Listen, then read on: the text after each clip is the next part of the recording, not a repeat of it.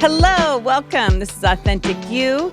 This is Season 3, Episode 5. I am CJ Leapshire, your host and random storyteller, and I am here with my co-host, Deborah Giles and Erica Myberg.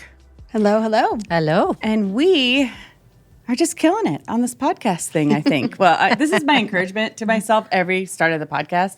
I say how awesome we're doing. I was only 3 minutes late today. Yep. I think you were on time, Deborah. I was 1 minute late. Okay, and Erica is always 2 on time. minutes early. Oh. Yes.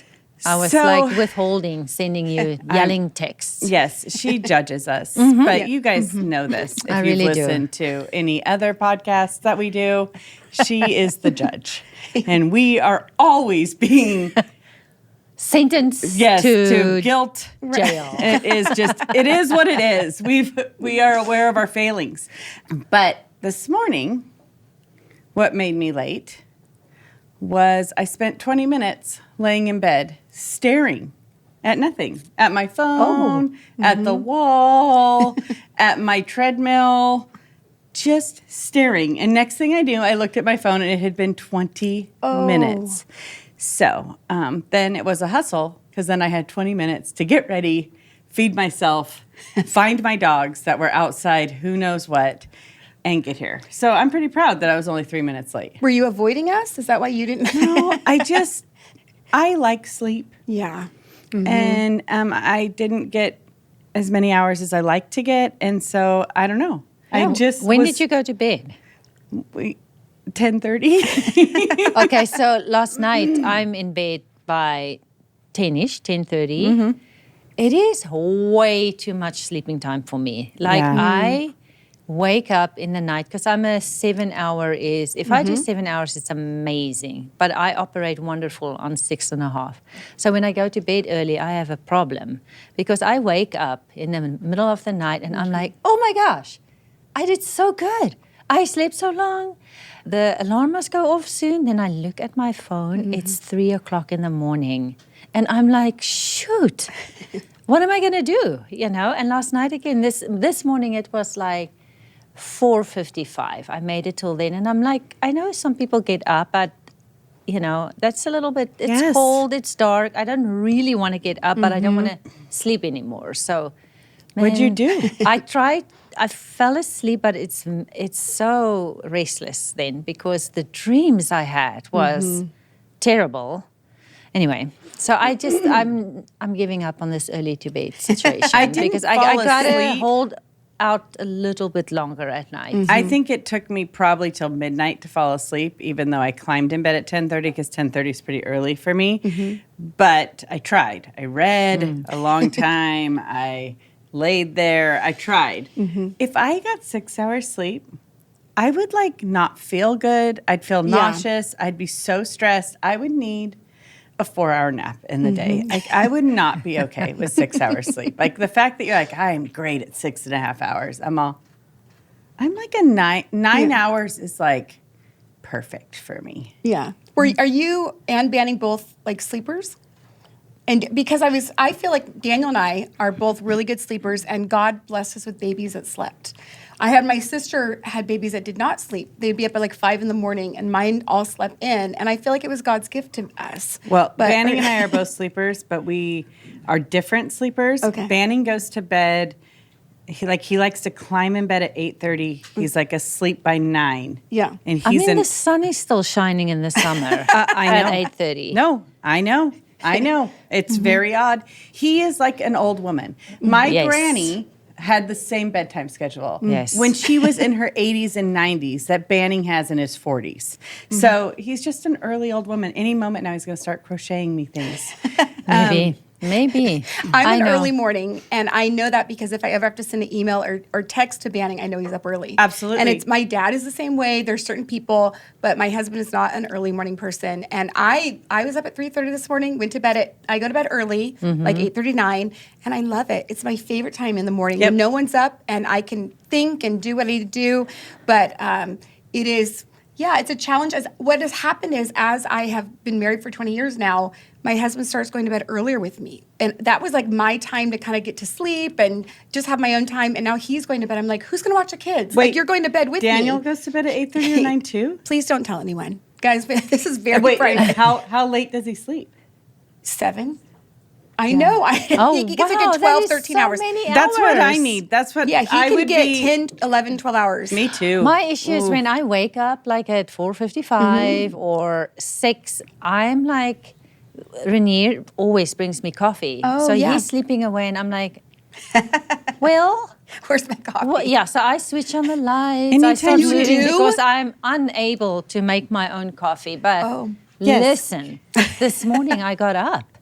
Like literally, I What? got up like right after 6 and I thought, I will be a Christian woman and go feed the dogs, make my own coffee. And he stumbled down like 20 minutes later, like, what is going on? But I find that the more time I have to get ready on, say, an early morning, the more I am tempted to, like, I can be late. That's the thing. Yes. I shouldn't have a lot of time You are right. because I realized a while ago there's 3 things that make me late.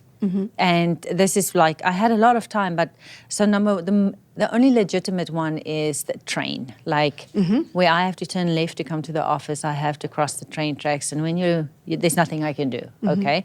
The other ones is that I have developed irrational, I can't handle any labels in my clothes. And so if She has a disorder. I do. It's a name like for back that. label, side labels. I literally don't understand why companies have to do that. I have a big issue. Well, they put like 60 in now. It's not like just one. So what happens is I put on a shirt that I may have worn like 5 times, and this specific morning I have a massive problem. Like it is itching me, so now I start cutting. And then I am also cute. I have little sewing thing, where you pick it. So I pick the living daylights out of it. Then I get like, oh, here's a hole. I literally cut a hole. Or I get distracted with the side ones. Oh. So and then it's like the anxiety rises. So now I am super duper mad. It's a new shirt. I cut holes in it. Right. Throw it down. Find something else. So I sat like 2 weekends in a row, I had like 7 shirts, just T-shirts, okay? It's like not even, yeah. Not it's even fancy. Yeah, I had to sit there for 30 minutes and I sewed all the holes in the T-shirts. I had 7 that I cut holes in.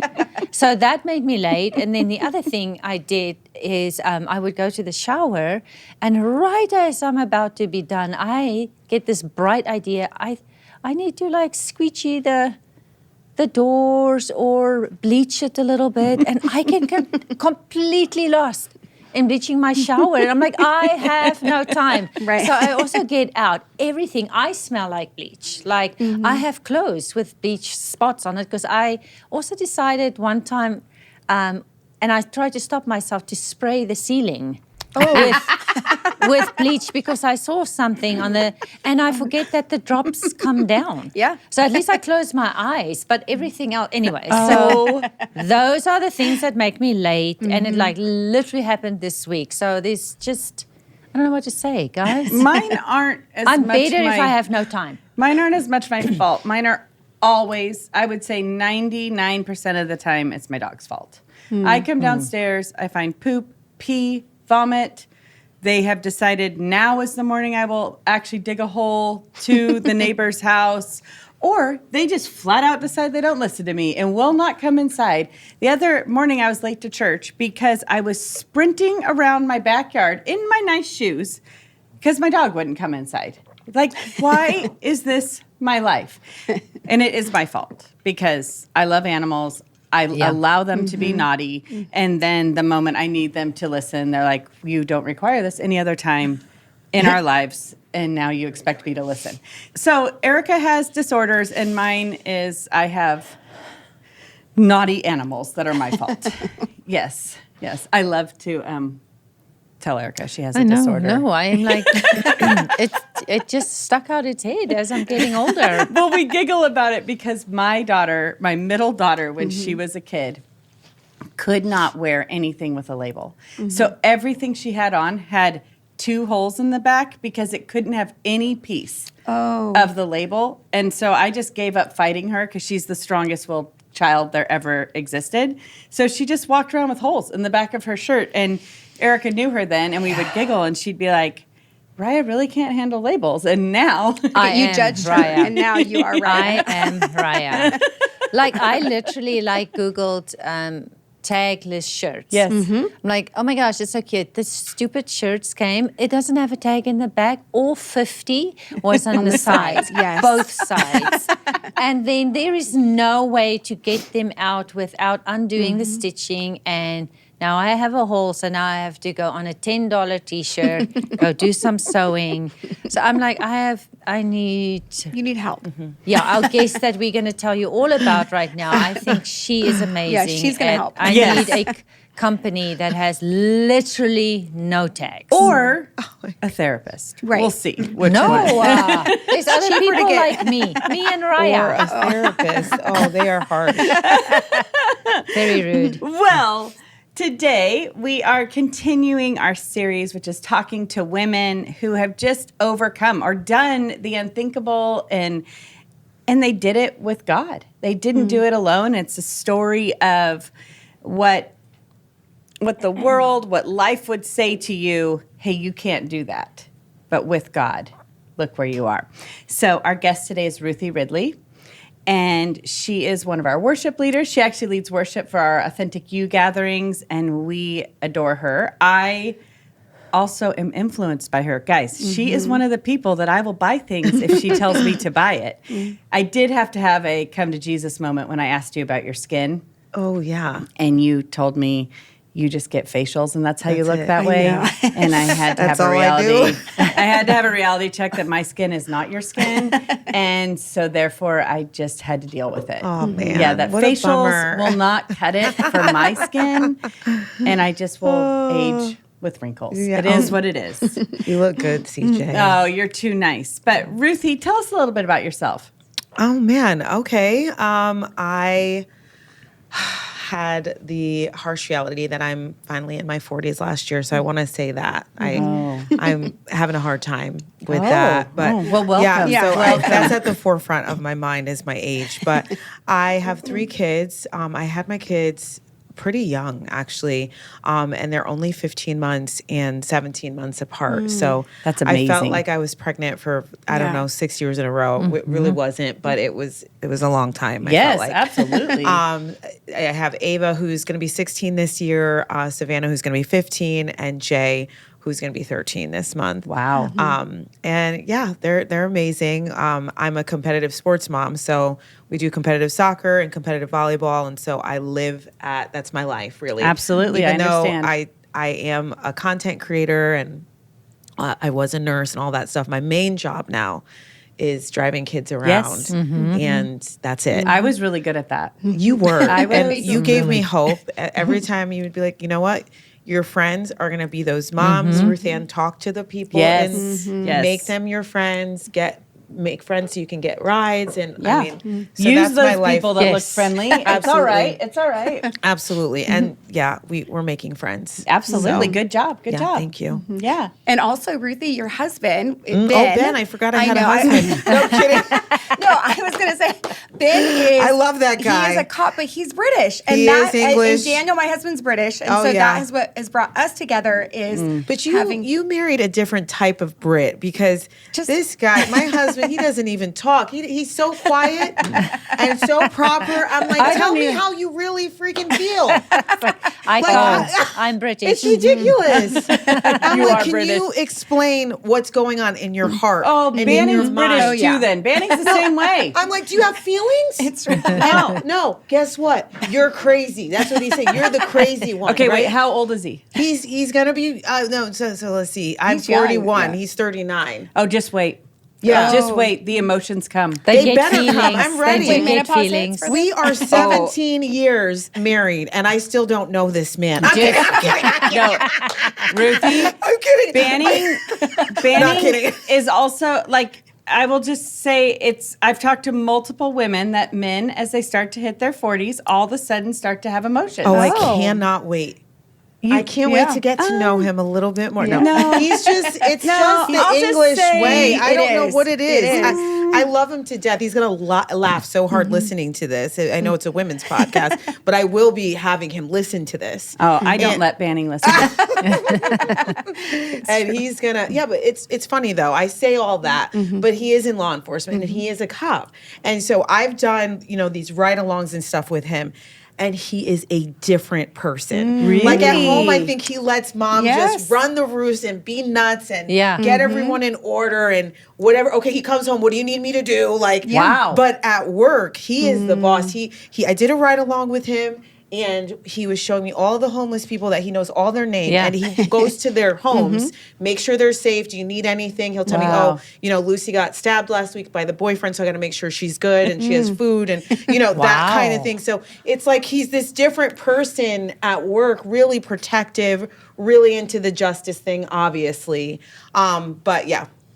I am Wow. married, and his name is Ben, and I'm still getting to know him. Yes. Oh, yes.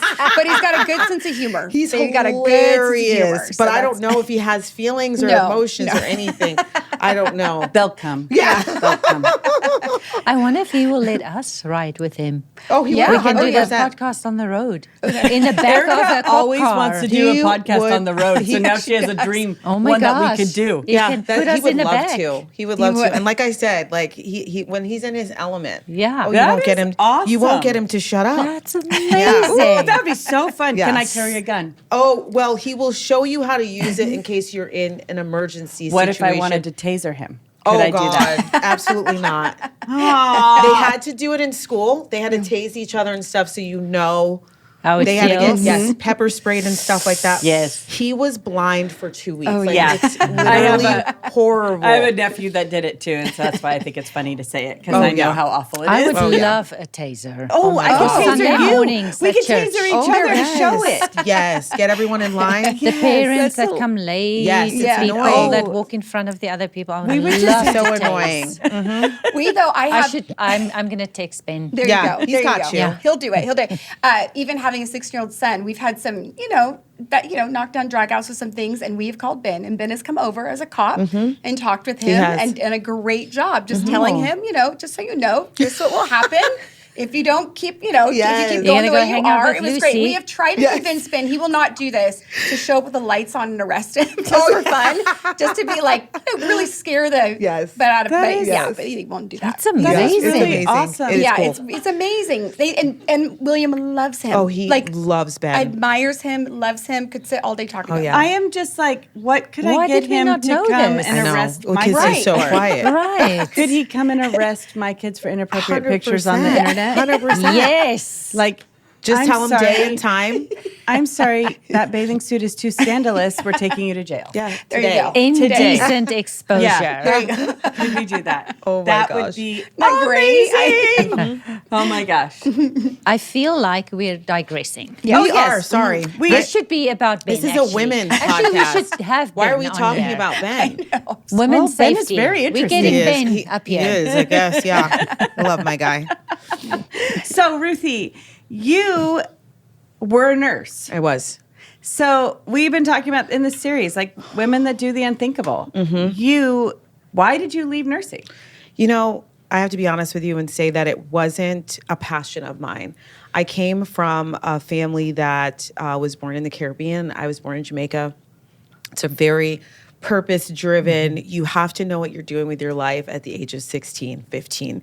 And I look at Ava now and she's just like, I don't know. I can't even imagine. But there was a pressure because we were immigrants to not only know what you're going to do, but choose something that is going to definitely cause Support you to be successful Yeah. and be better off than me. My dad worked several jobs. He was like never home. He was always working. And my mom always worked several jobs. So you felt this pressure to figure it out. So at 16, I just started praying about it. I had just given my heart to the Lord at the age of 15, really sold out. I'm never dating again. And I didn't until I met Ben, actually. I just was really super sold out. And I just began to ask the Lord, please show me what I'm going to do. And he just dropped it in my spirit at the age of 15. You're going to be a nurse. And I was like, okay, that's really random. I don't know any nurses except for the school nurse. So I went to the school nurse and I said, can you see me as a nurse? Can you see me? I just don't know. I didn't tell her the Lord told me. I don't want to freak her out. And she was like, yeah, I can. And ever since that, I just started to pursue it with everything I had. So in high school, there was a program. I lived in Connecticut, in New Haven, Connecticut. And they offered a program where you could leave high school early. So I left high school in my junior year, and I became a nurse by the age of 19. Wow. So I started, as soon as I found out, okay, the Lord told me what I'm going to do, I took summer classes, college courses every, summer, and then I left. And I took classes. I bet your dad was so proud. Oh, please. Oh, yes. His pride and joy. Yes. His pride and joy. I would have been too. Oh, yeah. So at the age of 19, I became a nurse. And again, it just wasn't a passion. I was very happy to help people. And I enjoyed talking with the patients and stuff. I worked on a cardiac step-down unit. So after patients had their open heart surgeries, they would come to my floor and I would basically help them get home.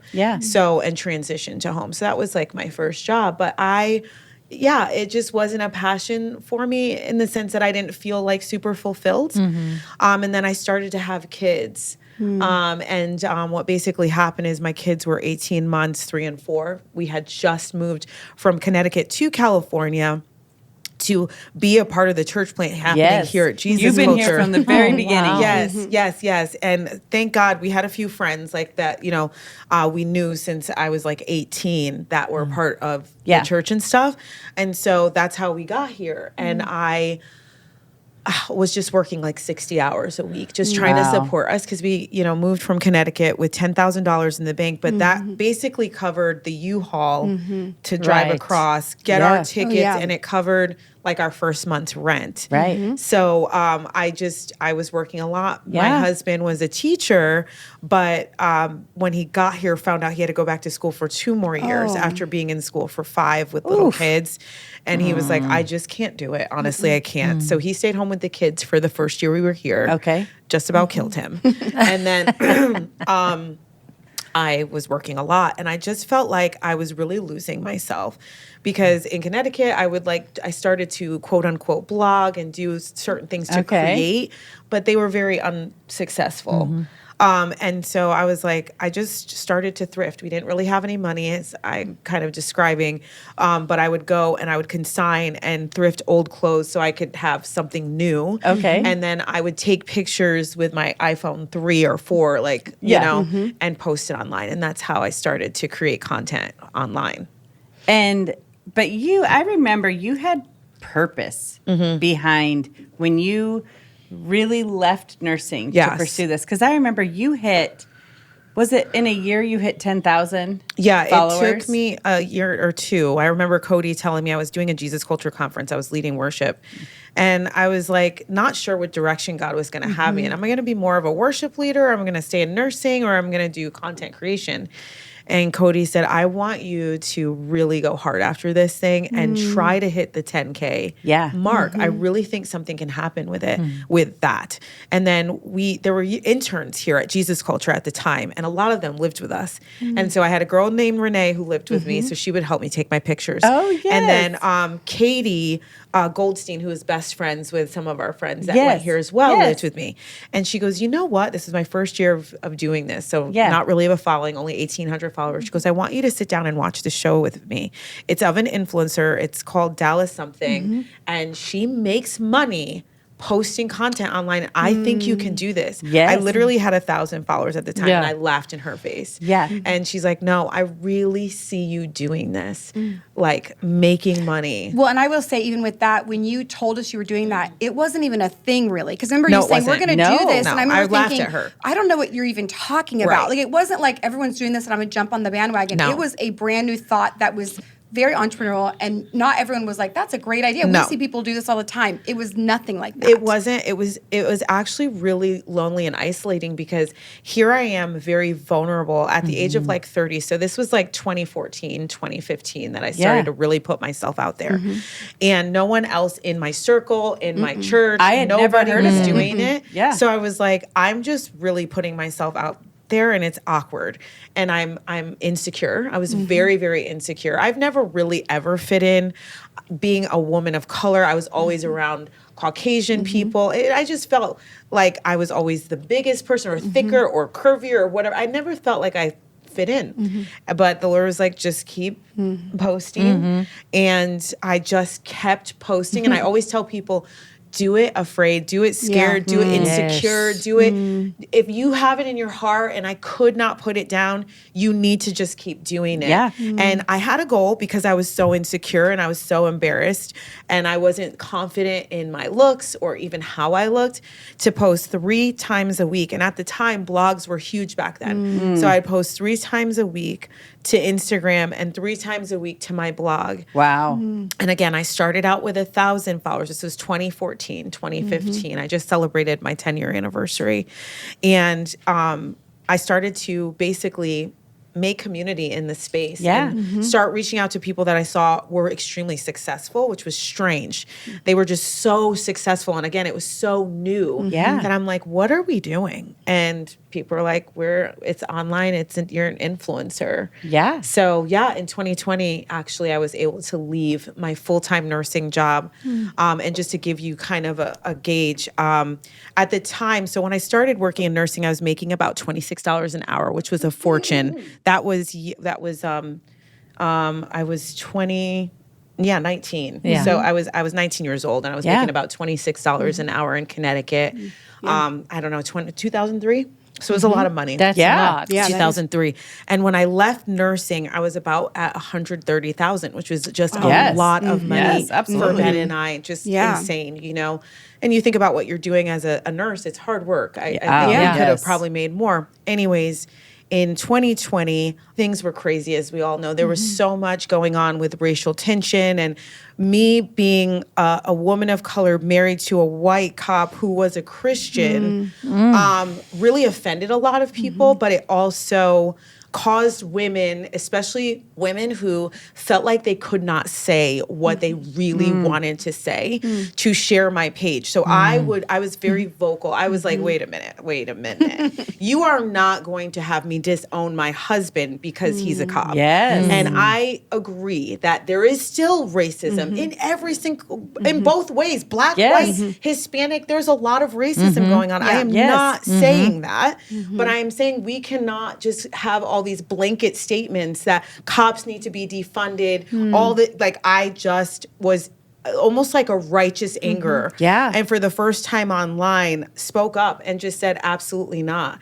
And of course, I got a lot of hate. They called me a coon. You're a sellout. You are, how could you do this to the black community? My kids are half white. What are you doing? I will not join the forces and, disown, whatever. Yeah. So that didn't sit well with a lot of people, but it sat well with some creators who had 2 million, 1 million, 3 million followers. And what they did was they just kept sharing my page. Hey guys, I don't really know what to say right now, but please follow my friend Ruthie. It was overwhelming. Like, I try not to get emotional about it, but I basically grew from, I had like 70,000 followers at the time, which I had to brick by brick build. Yes. And literally overnight, I had 135,000. It was like all these people came over and it was so overwhelming.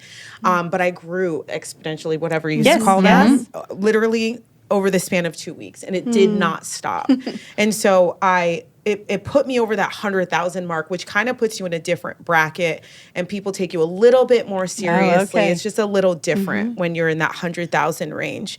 And I basically started getting pursued by agencies. I had never been signed before. Oh, it was wow. always a dream. I would reach out to these agencies and just say, can you sign me? I want to be represented. I want you to find work for me. And they're like, no, your stats aren't good enough. Wow. Your numbers aren't good enough. And then all of a sudden, I had 4 or 5 agencies knocking at my door. We want to sign you.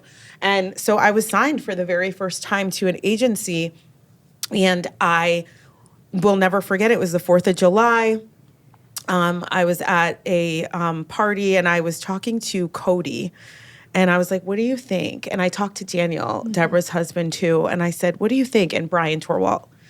And it was just the guys. And they were like, yeah, I think it's time. I think it's time for you to take the leap. I know you want to stay safe and, you know, have 2 incomes, but I think you're Right. dying. Wow. Like literally, you're Yes. killing yourself. I would take photos on my lunch break. I remember that. Yes. I would take photos before work and after work on the weekends. And it was really robbing me because my real desire was to be with my kids. Yes. Right. Yes. So I was building something for 5 years, but also having to work. And so it was getting hard. It was getting but the hard. fact that I have a daughter who works nursing hours. Yes. And I know how hard it is now on a different level. And I'm like, the fact that you did those both at the same time, you've trusted the Lord in what he had showed you, and then you worked at it. I mean, it wasn't easy. No, it But- wasn't. No, that was, I remember the girl that would come down and meet you Yeah. to take pictures for you to Crazy. change In the car. during Yep. your lunch. I'm like, now that I have my daughter, I'm like, she most of the time looks like a wreck when she's at work. Oh, yeah. And I was at the bedside. And I do want to clarify that toward the end of my career, I was able to work like at a call center and insurance and that kind of thing. Because I couldn't imagine being at the bedside and then like having makeup done. You know, it's not, it's like insane. It's, But still, you yeah, did what both. Ellie's doing, it's heavy. It's a Yes, lot. I'm like, I cannot imagine her like, I No. got 10 minutes, Oh, take no. a picture. Like she would be Horrible. like, I'm sorry, I got a little poo on me. Literally. But, can we edit And that out? blood and- yeah, yes, everything. Yes, yes. I would say, knowing you, Ruthie, I think there's 2 parts of you, and I think usually there's one side that people go, they usually go do one or the other. One is they're just people of faith. I mean, God's going to do it. It's amazing. He's going to open every door, which is you. Whenever there's fear or doubt, even in my own life as an entrepreneur, we talk together. You have this faith in you like no tomorrow that just builds the spirit. But there's another side of you that you work like nobody else. Like there is both. And I think some people work like nobody else and have no faith that God's going to do it and doesn't. It's like you have that beautiful combination of both. And I think, yes, favor comes and it arrives at certain times. But I think hearing your story, that favor came when you were obedient to Yes. what God had in front of you to do. And you took the little talent that you had and you sowed into that talent. Yes. And you said, it might be little and I might only have a small bit of hours of my week, but I'm Right. going to pursue this and I'm going to be. And then I love how the favor hit you when you said, I'm going to speak out for what I Yes. believe. Totally. And that, I remember in that situation, I don't think people even understand how this was touch and go. We didn't know Oh, yeah. if you It's when you horrible. said this, if you were going to be completely Canceled. canceled. Yeah. Like it was cancel culture. Like Totally. we were like, is this good? Is she ruining everything she's Everything, built yeah. to be obedient to what her spirit thinks and her soul and her heart and her family? And you said, yes, I'm going to do it anyways. I'm going to do it anyways. And when favor hit you, it wasn't because it just happened. Right. There was so much more to it. And even as Cija said, you would show up. We'd have birthday parties. You'd show up dressed. I've been out doing pictures. I just came in. I mean, it was, you worked so hard. We talk about in the business world a double curve where you work 2 things at once for a season. And I think a lot of even ladies listening, in order for you to get to your dreams, you're going to have to work a double curve. Yeah. You can't just stop one to just wait for the other one to show up. You're going to have to work 2 things until that one progresses to the other. And so I Totally. guess what I'd like to know is, to gals who are listening who are like, man, I would love to do, I have things in my heart, desires and dreams that I want to pursue like Ruthie, and I'm doing a job I don't want to be doing, or I don't feel doors are opening. Like, what would you speak in your spirit of faith to them and your practical advice? What would you say to them in this season of their life? How to do what you're doing? Yeah, you know, I this is something I really stand by and believe with my whole heart, that you will be successful if you don't quit. And a lot of it has to do with what you were just saying about you have to build at the same time of doing, you know, what you have to do. It's like you do what you have to do until you can do what you want to do. And there's no shortcut. There's no shortcut. There's no easy way. And so exactly what you said, you kind of have to do both at the same time. It's not like, let me just jump out of this boat and then head into this one. It kind of goes simultaneously. And then all of a sudden, you know, things start to line up, but you will be successful at whatever it is that you choose to put your hands to if you don't give up. Now, along the way, there was a lot of me reaching out to people that I saw were successful and asking those questions like, what do I do now? Yeah, What do you think about what you see on my page? Like, what should I change? What should I do? And not being afraid to ask questions, ask for help. But again, if you continue and just realize that although you're seeing people's success, you don't know what their story is. Right. That's so good. Yeah. I mean, this is me doing this now for 10 years and it took 5 before I could do it full time. And this is now, as everyone knows, social media is changing all the time. And so I am having to learn every single day. Wow. But you just kind of have to move with the changes and be willing to, you know, pivot and stuff. And I'm sure you had some rough feedback when you would call some of the people also. Yeah, And how did you manage that? Yeah, it's not great because, you know, for me, I'm an open book. I just am. And I would call people and be like, hey, what do you think? And sometimes they just didn't want to tell you. What I found with the influencing community and content creators is they tend to gatekeep. I don't know if really? it's, yeah.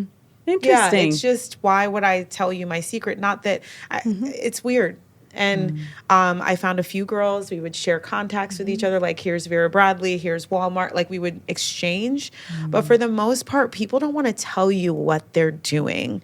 At least when I was trying to grow. As a result, I have actually started doing social media consulting because I'm like, I'm going to tell you everything that I've learned and that I'm learning because you're you and I'm me. So what you do isn't going to take away from my success. Yes. So I have a question, Ruthie, probably as we're wrapping up, but I was thinking in your world and anybody out there who does business or endeavors like this, success looks like something in the world for sure. Success looks like a ton of followers, a lot of money, a lot of influence, all the things.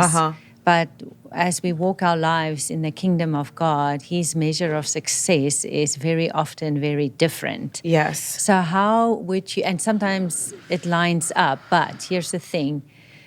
The times that he asks you to change direction or you lose the followers, you know, can you speak to like, what is it that I want to get to? Because I feel like young people start and then they chase the numbers and the money and all the things. However, if they would sit down and clearly hear the Lord's voice, he would actually speak to them about how successful they are because they are obedient and they are faithful in the small things. And the successful in his eyes, it's not always the same as success in the eyes of, you know, people out there who are building businesses by themselves. So you're building from the beginning a business with God.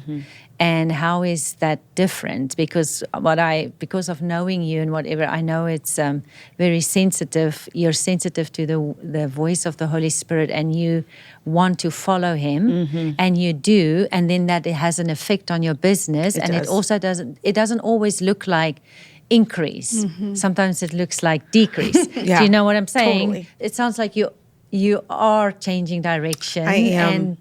But in the end, you're faithful and you're successful in God's eyes, but the pain of, I'm actually losing something. Yeah, definitely. In the fall was probably my hardest time ever doing this.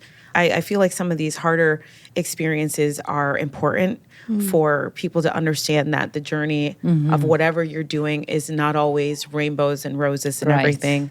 And in the fall, the Lord really dealt with me with my identity. And, I've heard many times from people that oftentimes difficult seasons really get you in alignment to where you need to be. Yes, Right. that's And good. just really get you where you belong.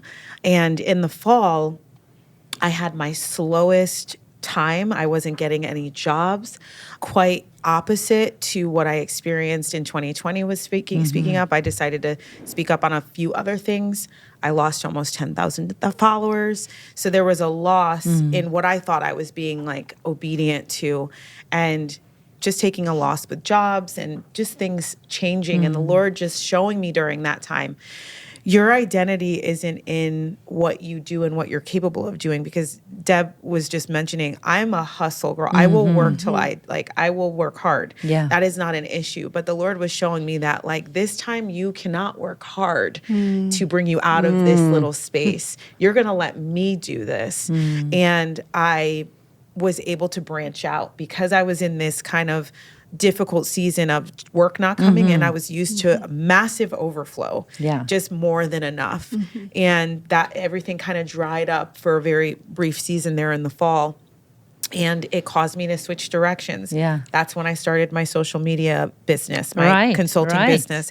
That's when I started my podcast with Carly. Out of these difficult seasons, it really causes you to reroute sometimes and get in perfect alignment with where God wants you to be.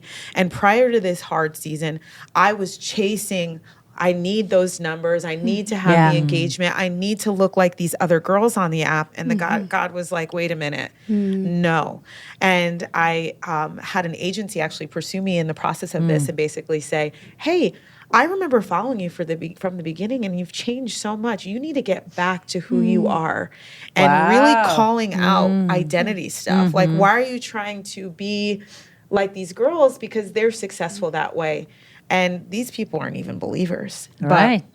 That hard season of the fall, no money, everything just drying up, led me to start my podcast with Carly, led me to my business with social media consulting, and led me to an agency that really loves me for who I am and is willing to support me and push me into different spaces that I've never been in before. So that is awesome. That's so encouraging. I don't know if that answers your No, question. that absolutely does. Because to me, it's like I've got a young one who is, trying to build a photography business, and I couldn't more say, remember, you're not building this. Are you building this with God? Right. Because at a young age, they look at friends. Yep. She's got all this work. She's got all this, They're what is she busy, doing? yeah. What, and I'm like, hon, are you faithful with what He's put in front of you?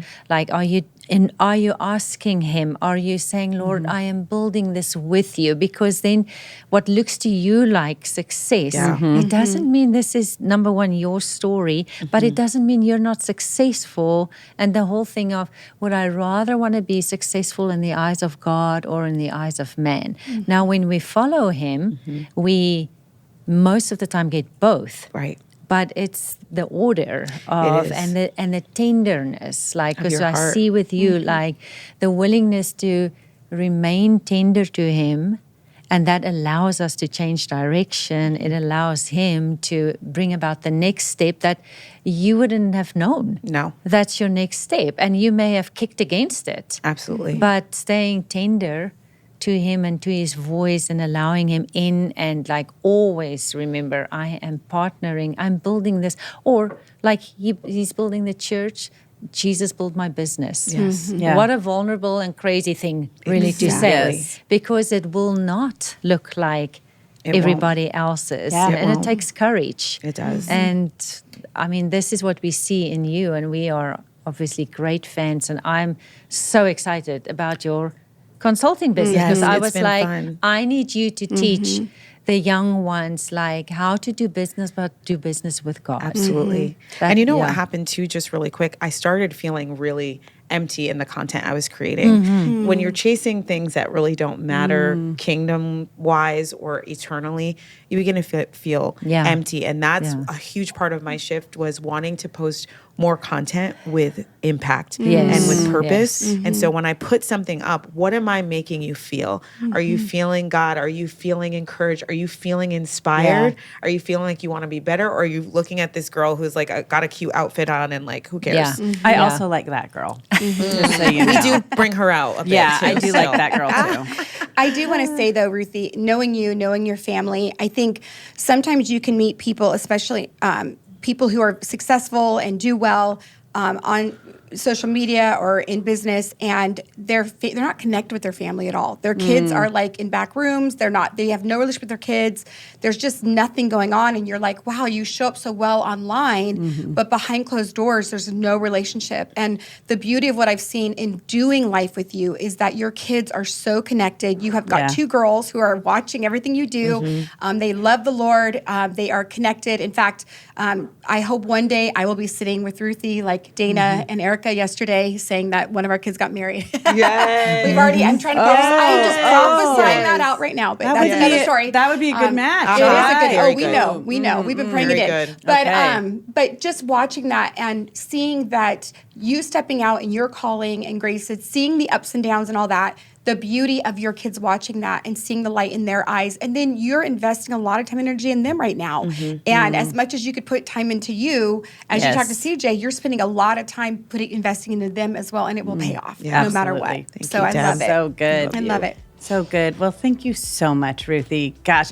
Oh, and what is the name of your podcast? The Good Stuff podcast. The Good Stuff There you go. Podcast. It's so That's good. so good. So good. I It's so love good. it. It's so good. But thank you so much. Thanks for having me, You are an guys. inspiration. I don't think I tell you enough, but in so many areas. Oh, and we thank love you. partnering with you in what we do. And Thanks for having me, you Yeah. guys. This is fun. thank you. Great so good. honor. Thank you. Thank you for joining us on this episode of the Authentic You podcast. Be sure to follow us on socials, and like anything else, Jesus Culture Podcast Network is easy to find, and we'd love to hear what God's doing in your lives or what your thoughts are on what we talked about today. So comment or message us. Share today's episode with a friend, and if you haven't already, go back and binge seasons 1 and 2.